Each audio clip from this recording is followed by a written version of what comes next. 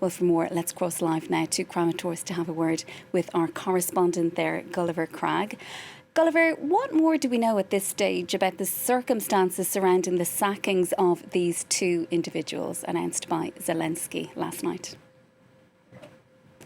Well, certainly the sacking of Ivan Bakanov, the head of the security service, was something that people had seen coming. One of the main criticisms that there has been in Ukraine against Volodymyr Zelensky's administration, which does remain broadly very popular, is that they ceded territory in the south, Kherson region in particular, very quickly to the Russians without much of a fight. In particular, bridges linking Crimea, which has been occupied since 2014, to mainland Ukraine were not blown up. There's only two roads really that you can cross from Crimea to mainland Ukraine on, and so a lot of people were asking how come the Russians were able to do that, and there have been accusations of basically sabotaging Ukraine's defense plans in that direction and of collaborating with the Russians.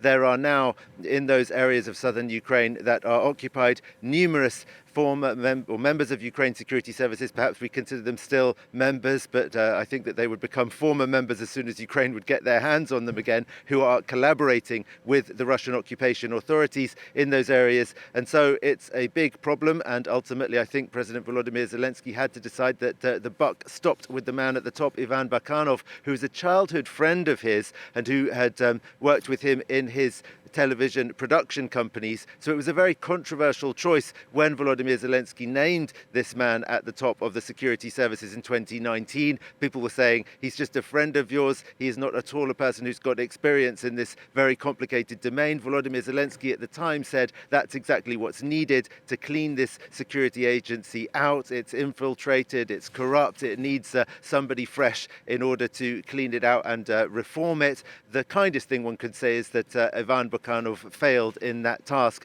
What was more surprising was that at the same time, Volodymyr Zelensky suspended the general prosecutor, Irina Venediktova, also accused of similar things, basically of being ultimately the person with whom the buck stops, looking at a situation where large numbers of prosecutors have cooperated and collaborated with Russian occupiers. And Gulliver, turning then to the situation on the ground, you're in Kramatorsk. Tell us what's happening there.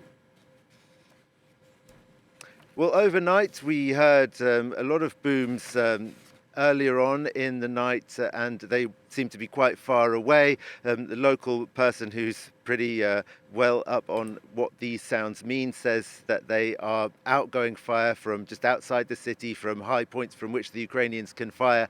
And then at about 4 a.m. there were some very, very loud explosions, and in fact the building I was staying in even shook. The information this morning coming from the Kramatorsk mayor's office and accompanied by amateur video footage is that it was the industrial area of the city that was hit. At a minimum, that's 2 kilometers away from where I am now, which is very close to where I spent the night. So the fact that the buildings here shook perhaps gives you an idea of how strong those impacts are and how frightening life is for people who have to live here and stay here every single night, because I don't think this was particularly atypical.